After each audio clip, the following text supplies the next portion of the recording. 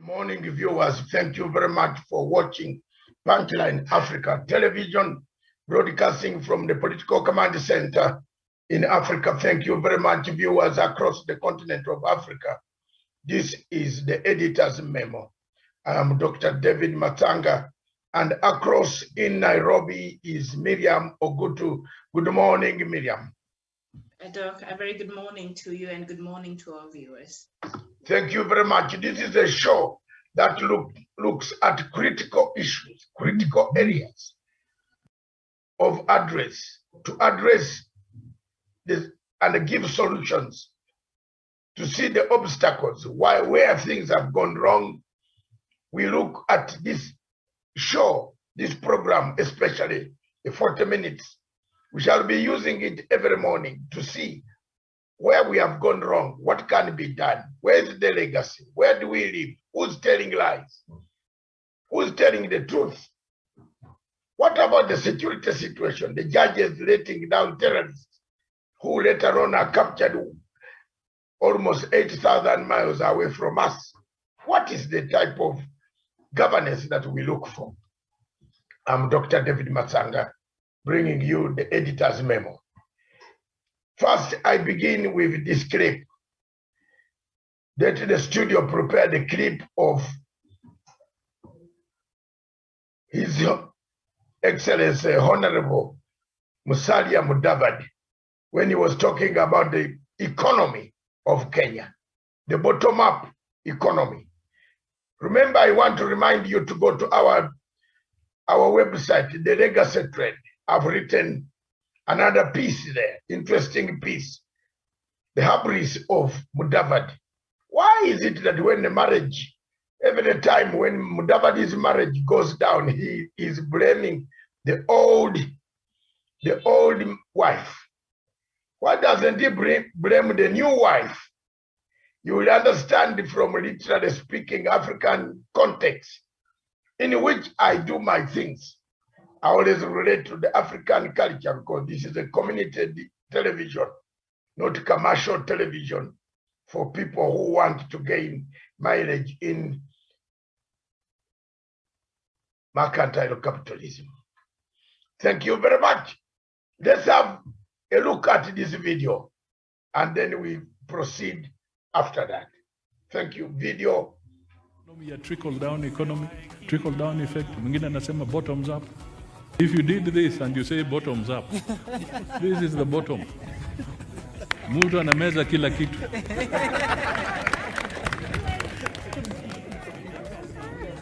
Na mwananchi atapata nini? And how are you going to finance this economy? Ya kusema bottoms up. Kwa sababu ushuru pia umegonga wananchi. Kwa hivyo ni lazima tuwe na mpangilio ya kuhakikisha kwamba pesa, kwa sababu pia mama hataki kusukuma sana na ushuru. Kama hawa ndio wamekuwa katikati ya kuhakikisha kwamba madeni yametukumba, uchumi umekuwa ngumu, kijana hawezi nunulia bibi yake nguo mwisho wa mwaka kwa sababu hakuna pesa, watoto wetu wamepoteza kazi, ndugu zenu wamefukuzwa kwa manyumba kwa sababu walipoteza kazi, sasa wamekuwa evicted kwa manyumba. Kama huyu alikuwa kwa hiyo serikali ilikuwa ikitawala haya yakitendeka, itakuwaje yeye ndio anarudi kusema atapata suluhisho? You are the source of the problem and then you say you are the one who is now going to solve it. Thank you very much, viewers. I think you have seen for yourselves what type of politics we play in Africa. We tell the lie in the morning, change it to the truth in midday, return to the lie in the afternoon. Miriam, is it our culture? Is it in our blood that we must constantly tell a lie, even when we are faced with circumstances like what we have seen? Later on, a few days ago, about 1 week ago, Mudavadi was out praising the same man whom he said the economy cannot work. There was one word he used, which anybody can remember. is that our economic models are similar. The editor's memo finds it very, very laughable. You know, in the world, there is charismatic leaders and the leadership and the charm. There is also what we call a mindset. A man who is always bent to receive handouts will never change even in his own house. When the salt is finished, he will need to see whether a neighbor will surrender salt. Miriam, it was almost a taboo for the villagers in our place. For one villager to see our neighbor, or for my mom to go and borrow salt. It will be the talk of the day, the talk of the village. But there were people who used to come to borrow salt, to ask for salt from us. There was no talk of the village. So we used to share, but when they shared, we went to share. They never wanted us to share, to say what we wanted. It is a very interesting scenario, the politics of lies. Who's telling the truth? Is it Musalia or Ruto? Let's go to the second clip, prepare it, so that Miriam will combine both clips and we see the type of man who is calling names. A man who has gone to the mountains, Mount Kenya, trying to call the president names. A man who went to the backyard of His Excellency, the president, his boss, and went there, planted seeds, and on Saturday, he turned around and said, Uhuru Kenyatta neglected the mountain. Yet he was traveling with the same MPs who had been given CDF. Uhuru Kenyatta does not control CDF. Uhuru Kenyatta does not. Then if he says he neglected the mountain, where are the projects, the money he claims he has been pumping through the churches? Let's listen to Ruto's utterances when he talked about him being very loyal to the boss, working for the boss. If it is ready, you tell me signal, I keep quiet. Yes, Ruto's video is here. Watch Miriam, these two, then we come back to have a discussion. Thank you very much, viewers. Watch that video and see who is a liar. Kuambia hii siasa peleka namna hii polepole, usifanye sana namna ile itaharibika. Naona mimi nakaa nyuma ya Uhuru Kenyatta najipanga hapo polepole. I know what I'm doing, my friend. Unafikiri nikilete fujo kwa huyu jamaa ala? Kuambia hii siasa peleka namna hii polepole, usifanye sana namna ile itaharibika. Naona mimi nakaa nyuma ya Uhuru Kenyatta najipanga hapo polepole. I know what I'm doing, my friend. Unafikiri nikilete fujo kwa huyu jamaa ala? Thank you very much in the studios. All of you have heard the sentiments of His Excellency Deputy President Ruto in 2020.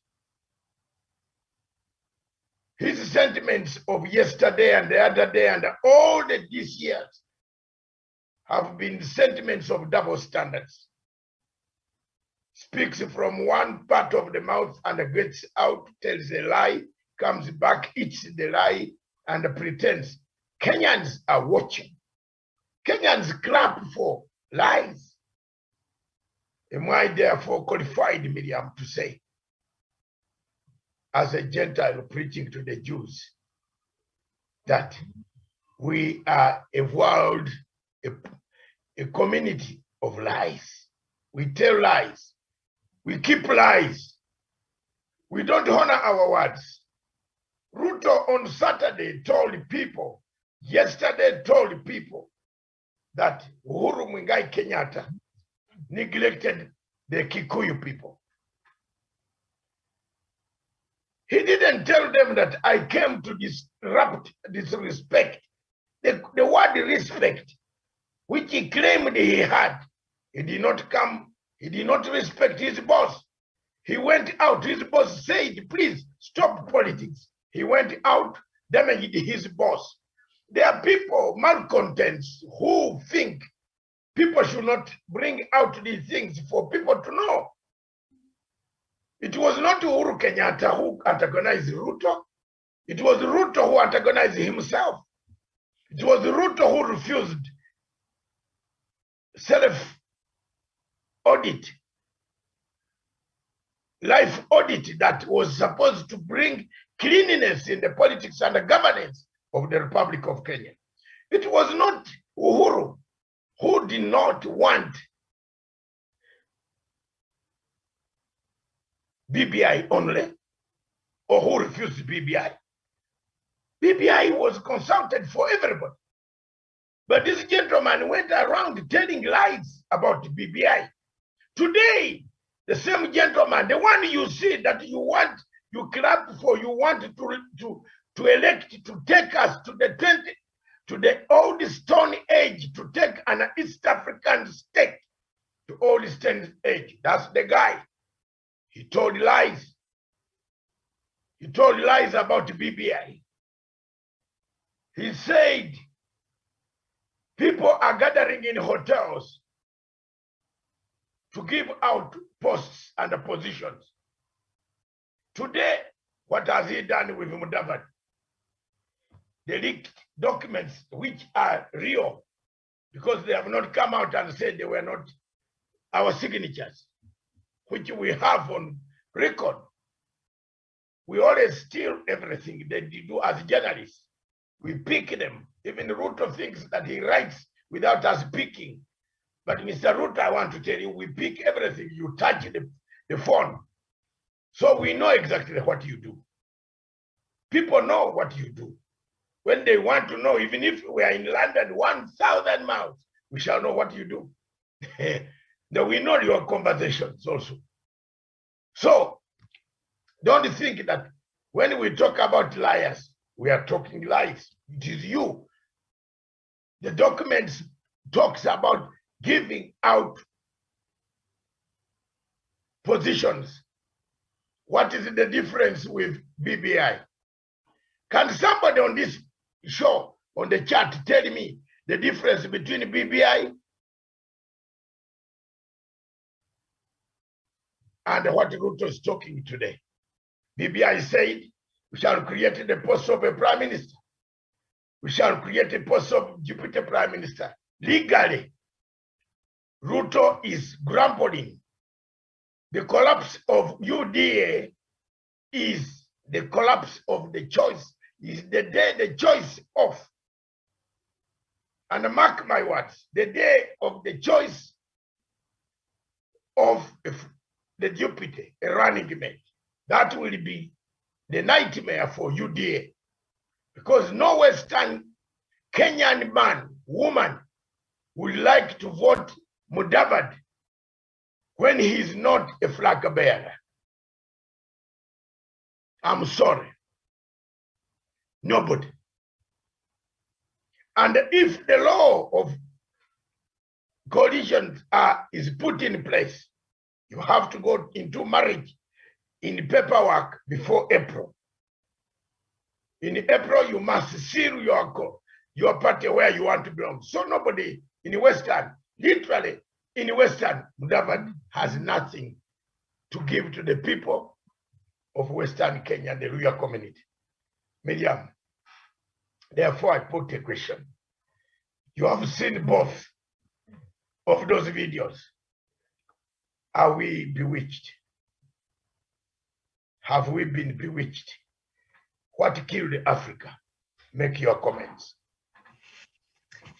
All right, Doc, thank you so much. And perhaps the two videos has just helped in seeing the insincerity, the hypocrisy, the lies and deceit, the lack of character, the lack of ideology that we see plague a lot of our leaders here in Kenya and indeed across, the continent of Africa. And as you were speaking, Studio was running the video during the signing of the BBI, where we had all the leaders from OCA and President Uhuru Kenyatta and former Prime Minister Raila Odinga and other leaders appending the signatures. And Musdavadi was one of the people there appending his signature. Remember, before the start of the collection of the 4 million signatures from across Kenyans, he was part of the people who appended the signature in public. And in the recent past, of course, after decamping and joining UDA, he's been one of the people now who has been castigating the same process that he was part of, that he even appended his signature to. So that speaks of a person that lacks even the moral authority, even to speak on certain issues, because he contradicts himself. It's very hard to know what such a person even stands for, as far as that is concerned. So that even dents his credibility further. And well, we started with that. With the video where he was talking about bottom-up economy, and he had a bottle to illustrate what that meant and how he understood that ideology. And then now, a few months later, he's telling us that actually the ideology of bottom-up economy and the ideology that he was championing for, there seems to be merging. The last we checked, whatever he was talking about before joining UDA and this bottom-up economic model of UDA, those things sounded different, but now he's really trying to convince us that it is the same things, because he questioned and he kept, questioning this bottom-up economic model and just wondering how does the DP intend to even implement this bottoms-up, and accused, Ruto of being part of the mess that has brought the country into the, where we are today in terms of corruption and all that. And these are things that he reiterated time and time again, and he accused Ruto. And you are part of the people who caused this country problems and the wanton corruption that, has plagued the country. And yet you are the same person who is now coming up with this bottom-up economic model and proposing how to clean up the same economy that you help in bringing to its knees. And that is what Mudavadi was saying a couple of months ago. And now he's here telling us that forget that bottom-up economic model, and I don't know, Pesa Mfukoni or whatever that he champions for. These are actually the same ideology. My head just spins. My head just spins every time I listen to him. Even right now, even talking. And when you look at Mudavadi, because I've been trying really to pay attention to what he's saying, you find that he fumbles a lot. And from his body language, he does not even believe what he's saying anymore. Even himself is confused, because you cannot just keep, going in this circus, and at some point you'll get lost. So as Mudavadi keeps talking now, of course, different things from what he's been saying, you can tell he does not believe on whatever agenda he's now selling. He does not believe in what DP is standing for. And from yesterday, we were reading in the earlier show, now they're saying that, actually, this new alliance has not settled for a presidential candidate, and so people should not assume that the DP Ruto will be the candidate for that alliance. Of course, we all know DP will be the candidate of that alliance. I don't know what a kind of bargaining power he thinks he still have when, he does not even have enough members of parliament to go there as a bargaining power, because a lot of them have left and have gone to Azimio, La Umoja, and other fractions. So I think Mudavadi has lost it. He has lost credibility. He has lost any ounce of respect that Kenyans had. Personally, I had so much, respect for him, and I thought until just the other day that he actually stood for something. And a lot of his supporters were disappointed, and he continues to confuse himself now as Kenyans, perhaps see him now for who he is. And then you played the second, a clip that played on the DP Ruto. He is just fumbling. I can't even understand what he's trying to say there. He's trying to say that, when, you're the deputy, you have to take your time. You have to pole. I think he was trying to advise, was it Cyrus Jirunga? I'm not sure.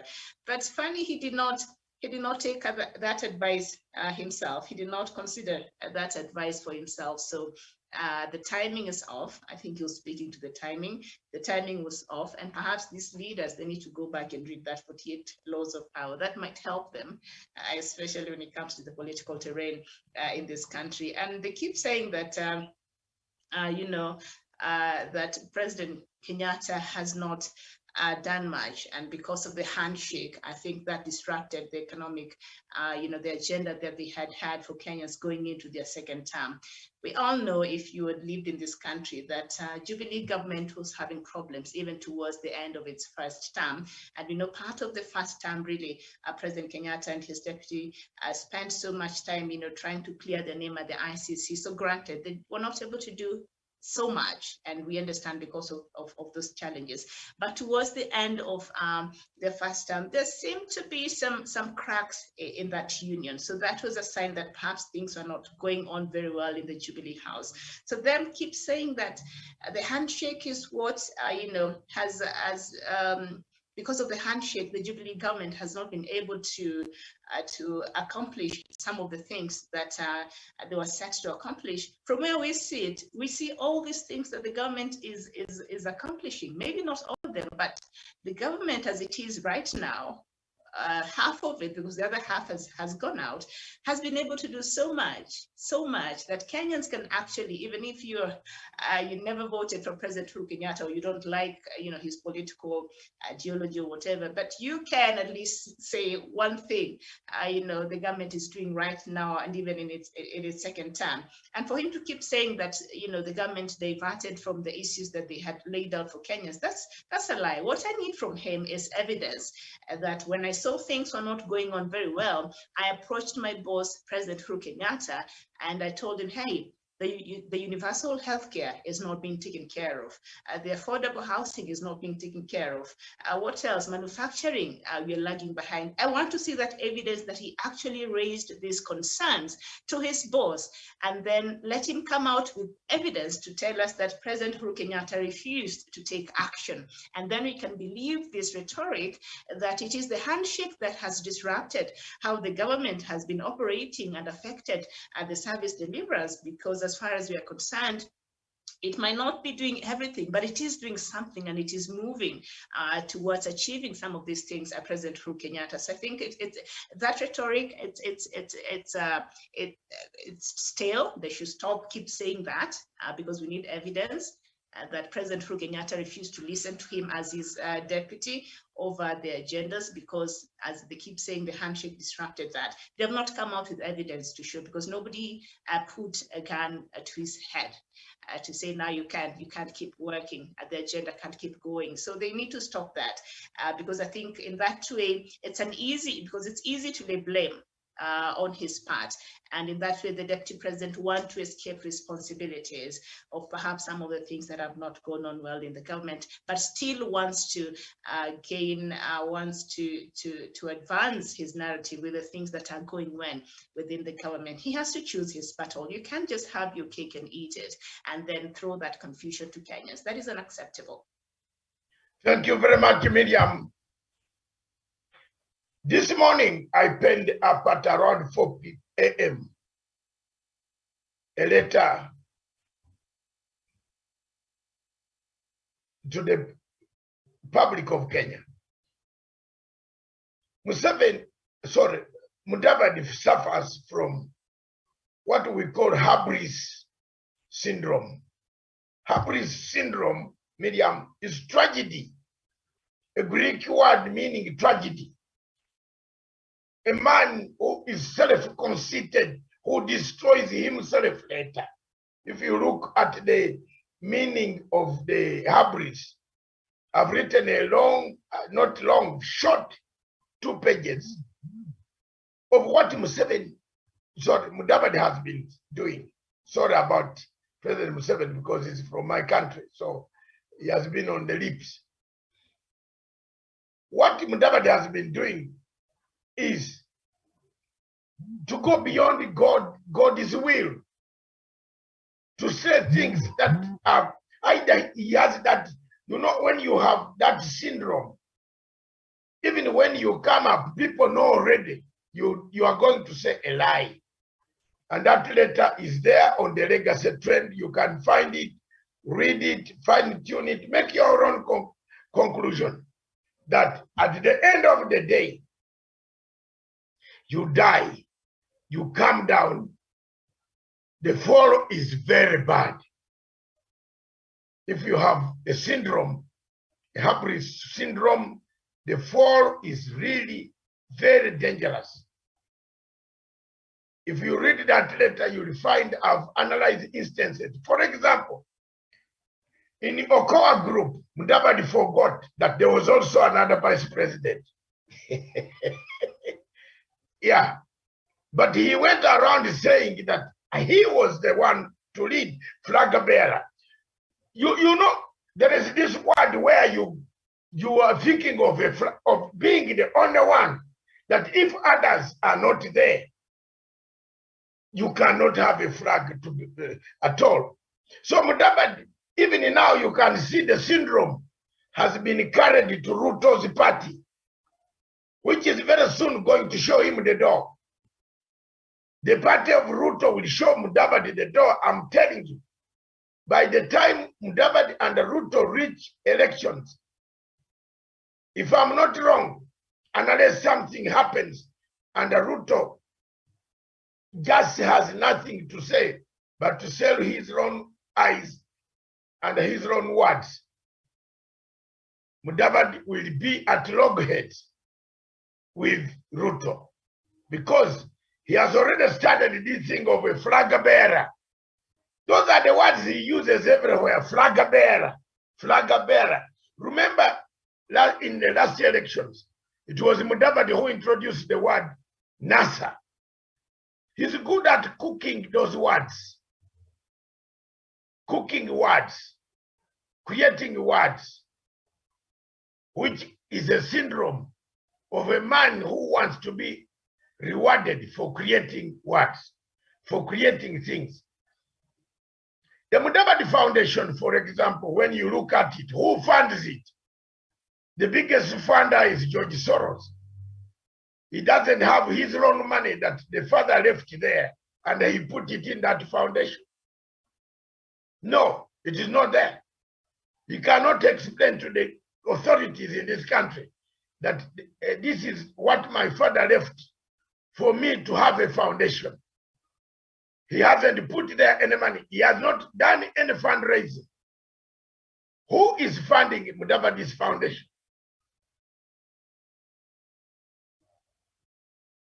Some time back, Mudavadi took a cousin of mine to United States of America. I'm going to narrate this story tomorrow. It will be a very sad story. Miriam, you were there when my cousin went. And I know what they went to read. Who actually offered my cousin the certificates, the papers to go? Who recommended him? So when I talk about George Soros, some people in Kenya must know I know a lot. And when I bring out this story, some people might not talk about Kenyan politics. Mudavadi is a pure man full of a syndrome that can kill Kenya. And the hubris he has cannot make him work with anybody. In Oka, he wanted to be the flag bearer. In UDA, he wants to be the flag bearer. When it comes, you only need to take one step. If Mudavadi police passed around his house today, Mudavadi will even denounce Ruto. Did you know that? Just to say we want to do a few inquiries. When he comes out, he will denounce Ruto. And don't rule that out. I'm not a Kenyan. I'm a Jew. I'm not a Jew. I'm a Gentile preaching to Jews. He will just run away. There are so many things that Mudavadi has gained under Baba, which people have kept quiet and they have not come out with them. But I'm telling you, it is a matter of time that you will see Mudavadi without the support in Western. He will go for a rally in Western. He will collect his only close family members and a few friends. You might have to ferry people to be at those rallies. The way the politics is playing in that region of Bukusu versus the rest, Maragori and the rest, which I know very well, there will be no Mudavadi UDA. It's impossible. It won't be there. So time is going to come. If you say you are going to give this man 10 ministries, what did he do? What about the Ndindi Nyoros who were paid to go and insult the president of Kenya every day, every morning? Rigatha, Kajakwa, whatever. They have been insulting Uhuru Kenyatta. What are they going to take home?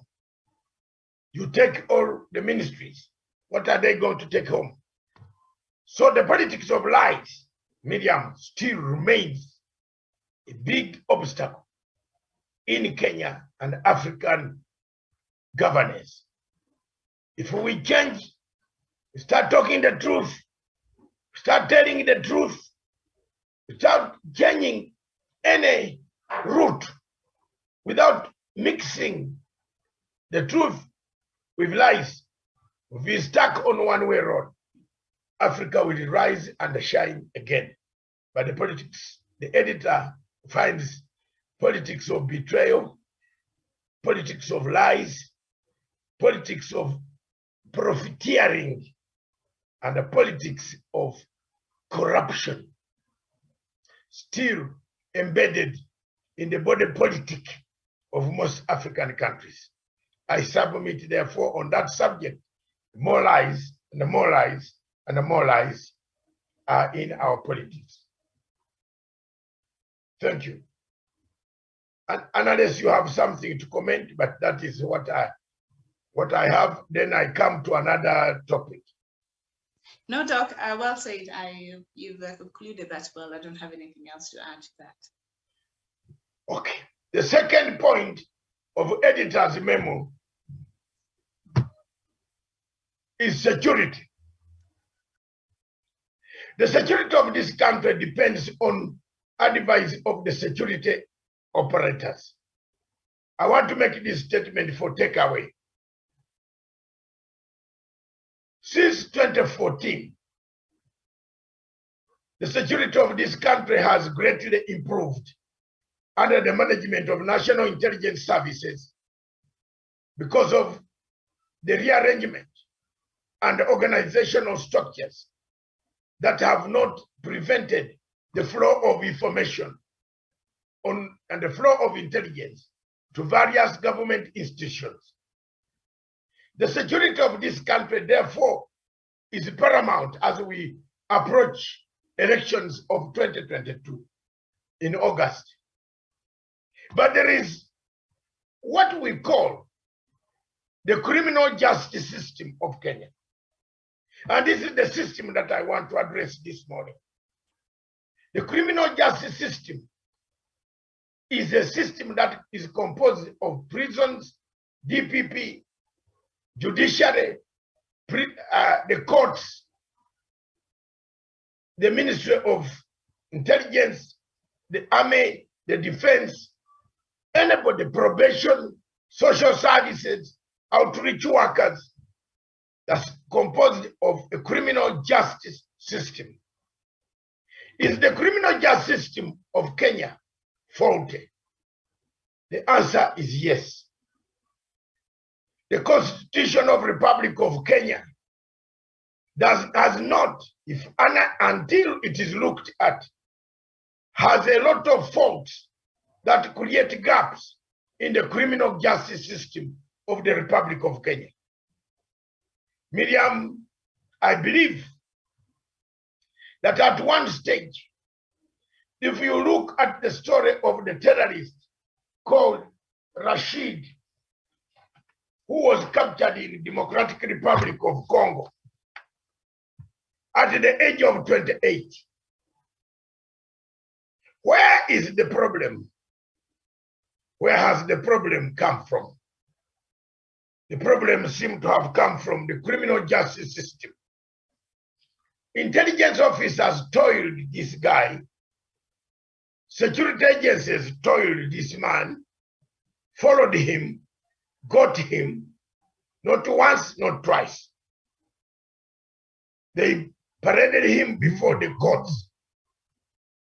And I want to submit to the people today watching me and listening to us that once he was submitted to court, because of a faulty system, constitutional arrangements, there is bail. If you're a Kenyan, you must be given bail.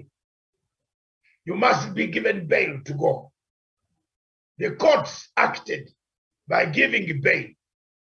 Isn't it the time now, perhaps, for people of Kenya to think of not giving bail to anybody who is involved with explosives, guns, and other things?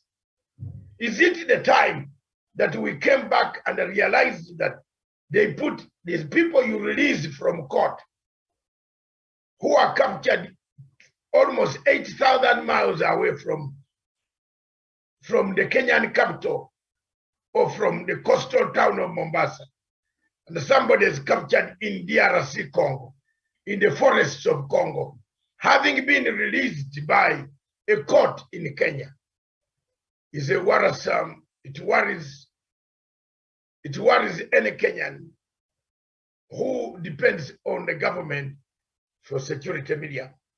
Believe me or not, you yourself, you would be worried, because such a man, when you see him, you might think he's a student of senior secondary school in uniform, but he has been already radicalized. But that's the security situation in Kenya, the criminal justice system that released this man not only once, but twice on bail, giving him freedom to go and arrange more guns and more explosives to come and kill the people. Don't you think? And I'm asking the question as the editor, Memo, don't you think it is time to change the law that anybody who is involved with explosives and guns should not be given an automatic bail? What do you think, Miriam?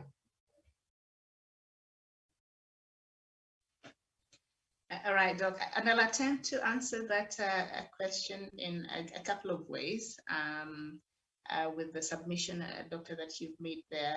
And I think as we approach elections, I don't know, perhaps, we've seen the crowds, that gather during these rallies and all that. So that also could be a target for these people with the intention of causing maximum harm and killings, especially to the citizens of this country, because we know we have suffered in the hands of terrorism before. So this is a threat that is alive, that we understand, that we know.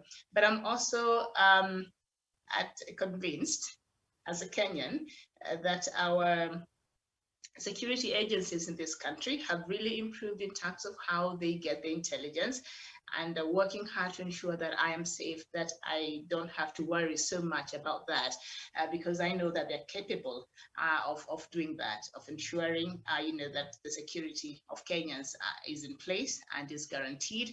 We could be having a few cases here and there, but I know our intelligence community is good. A few cases might escape them, but I think Kenyan intelligence has really improved in terms of how they get this data and how they implement and how they're able to thwart even some of these attacks. So I'm really not so worried so much, but of course it is a concern for Kenyans right now. And you brought the issue of criminal justice system, and I think this is a conversation that we had yesterday. The fact that this young man was arrested and was gotten with some improvised explosive devices, and he was able to be given bail. Then after that, he was able to leave the country. How he was able to leave the country, that is the problem I have.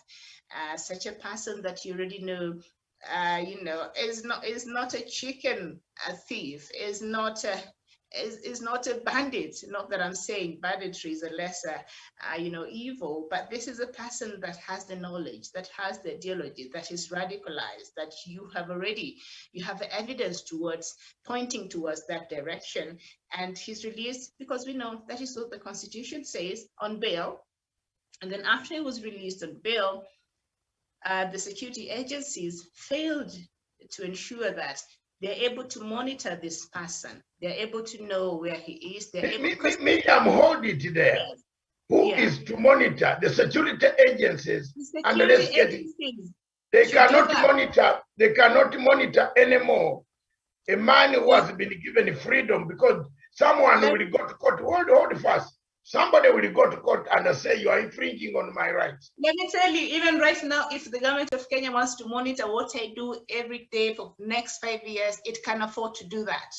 They can do that, and you will not even know, because this is a person already they had established that he is a danger and he operates. He has been radicalized, so they had a responsibility, and they still have a responsibility to ensure, even if it's not outright, but they're able to at least monitor his movements. They're able to know. The intelligence community know how to do these things, and you'll find that sometimes they will follow a case even up to 5 years before they're able to establish more evidence to take it. But they're able to monitor if at all they wanted to do that.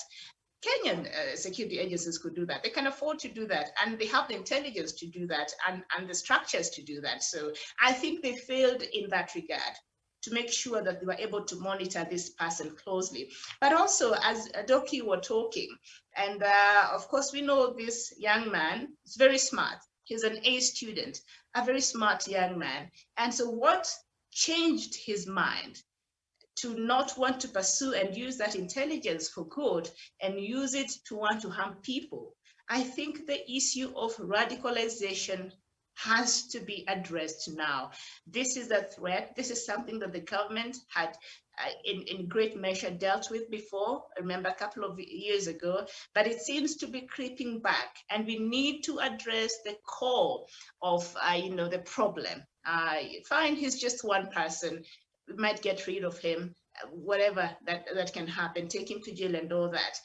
But we don't know how many other young people are out there that are going through radicalization programs. So I think capturing him and bringing back to the country is very important, in terms of he can be a very useful contact to help, even if you will be willing, we know, to cooperate with the security agencies to help understand this elaborate network of this, radicalized people, and the prevailing factors that even cause a straight A student to not pursue education but feel like killing people is the better option. Something is happening, and something perhaps is amiss, and the radicalization program seems to have gotten back. So I think the government of Kenya needs to get to that, and perhaps we need now programs in conjunction with the mosques, in conjunction with the religious leaders, in conjunction with the older people in the community, people with authority, to start talking about the issue of radicalization of our young people, because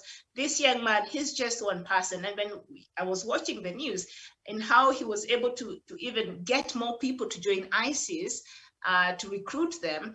So he has very useful information, and we should go back to addressing the issue of our young people being radicalized, not just here in Kenya, but across, the continent of Africa. And this perhaps is an opportunity now for the government to tap into that and go to the core.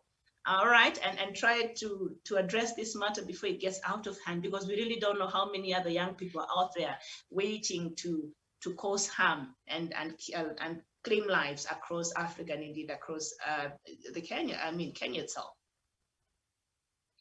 Thank you very much, Miriam. You started very well by accrediting the same things that I had already accredited to. Maybe you were off, you didn't hear. No, I was just here. I was just Yes, I said the security agencies in Kenya have done very well. From 2014, the National Intelligence System services have been very, very effective, sharing information, picking terrorists, averting chaos in so many places. Some now have slipped through one or two. But then the point that is making everybody in Kenya and in Africa get worried, East Africa, is when you take a suspect allegedly to be a member of group X, which is harmful to the community, given that the basic right in the basic structure, and that is why the Supreme Court has to explain whether the basic structure cannot be touched. I have never seen a basic structure which is destructive, that bail can be given to even a person. He has a right, yes, but a bail with a person who has bombs, explosives, guns, is given bail and let to go and told you can now go and stay at home and report once in a while. So when he did not report, you might be right that the police should have alerted. But because there is no social contract with them, once the courts give bail, who is supposed to be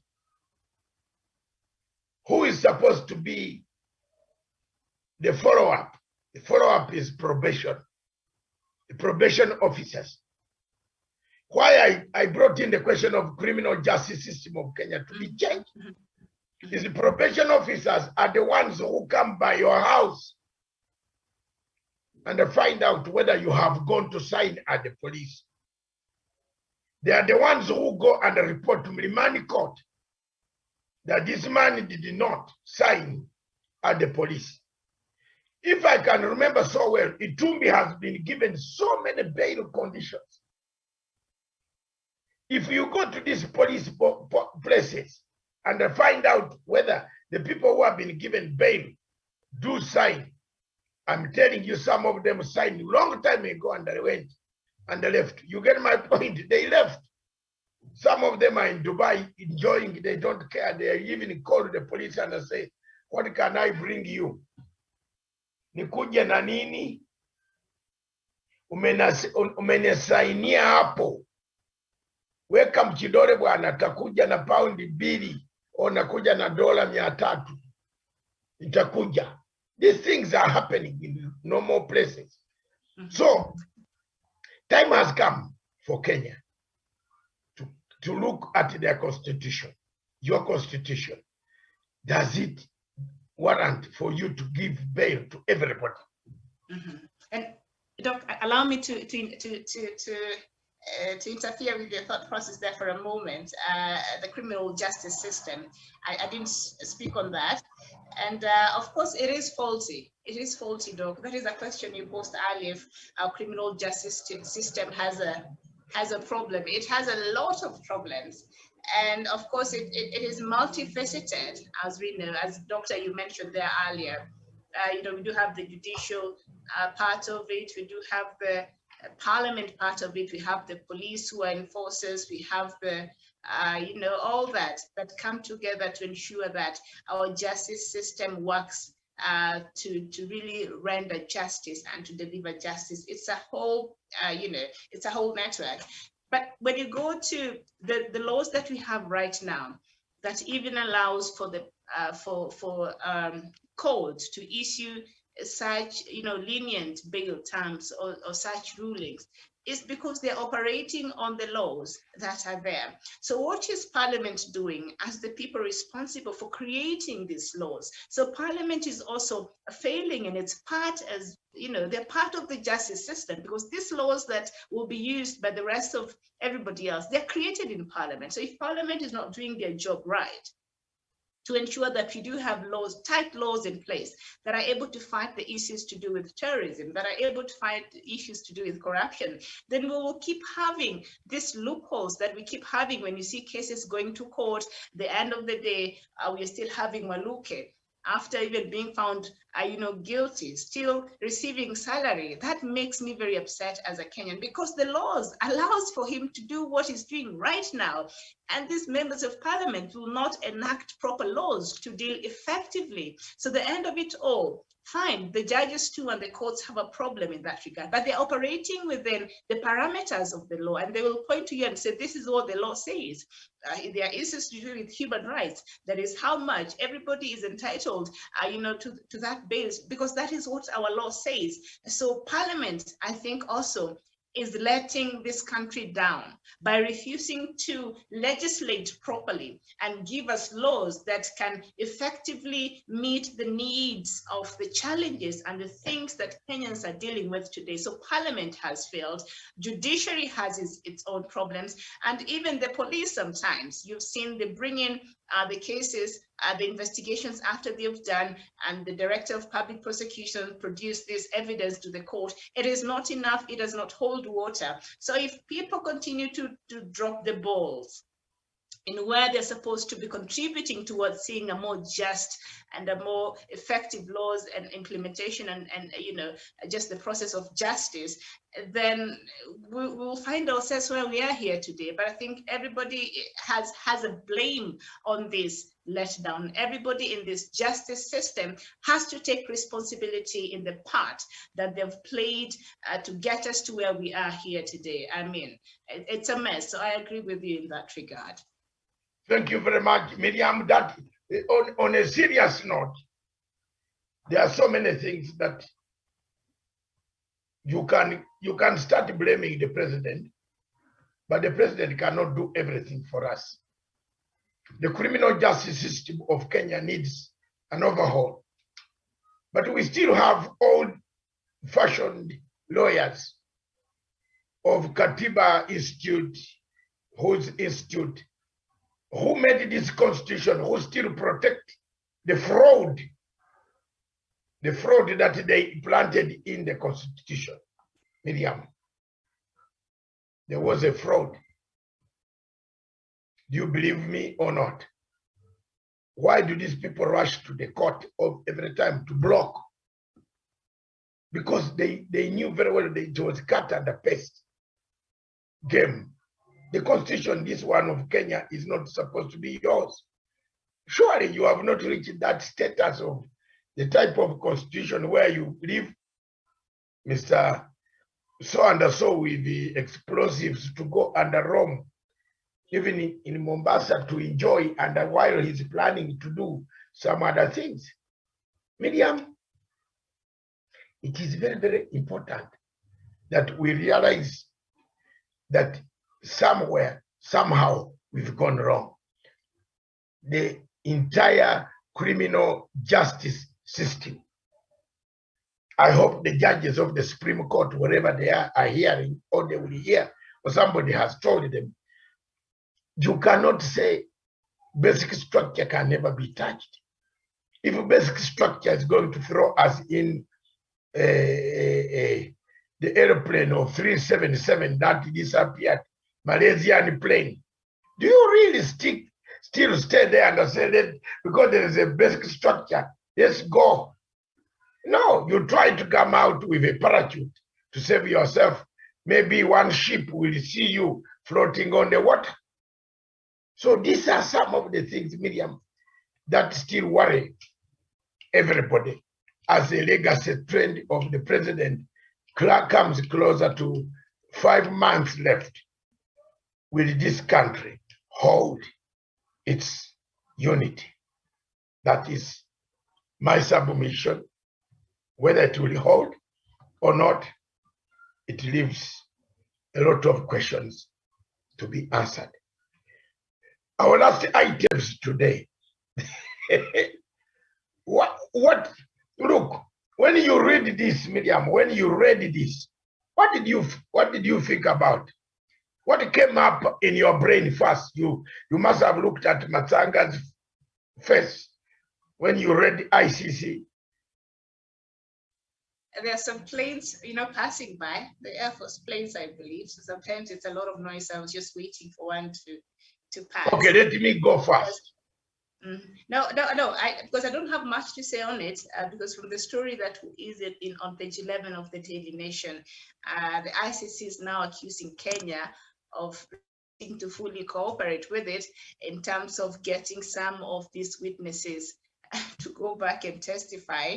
And perhaps I'll just read what Ogeto said. That is the Solicitor General Kennedy Ogeto has said that the assistance and cooperation of the government will depend on the circumstances of the court's request or order. Once we get the request, we will look at it, consider the circumstances and the legality of the request, then we will respond. There is no commitment now until we get the request and look at the surrounding circumstances, Mr. Ogeto said in a Nation interview. Where it is possible to provide cooperation, we will provide, but at times the court makes requests that are impossible or difficult. So what the government of Kenya is saying, we have not refused to cooperate with the ICC.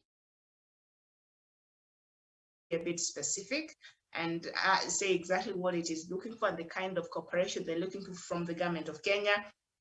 So if it is something that the government of Kenya can do, that the government of Kenya is saying we will do that and we will cooperate. But from what Ogeto is saying, sometimes ICC request things that perhaps the government of Kenya cannot favorably respond to it. So obviously that is not going away, and so it continues to unfold. Miriam, with great sadness, I want to tell you that it is very sad for us to be discussing this matter today, yet we would not be discussing it. The Solicitor General here has not been honest. If I were the Solicitor General of the Republic of Kenya, I would tell Kenya first, 2 years ago, I would tell them, let's go away. When let's go away out of this. When they come, they will take time. Because at the moment now, what the court is going to do is to issue those orders. But once one of the orders, Miriam, is violated, then Kenya will be reported to the Assembly of State Parties, which escalate to the United Nations Security Council, Secretary General. So the position, the situation here that we must be careful about and honest about is that for Kenya to be safe and for people to be safe, for future interaction, Kenya should pull out of the ICC. You can't stand on both sides. Surely. You can't say, when they write, we shall cooperate. And when, at times, they write very complicated things, they just tell them, we are not able. The law of Kenya does not allow us to force.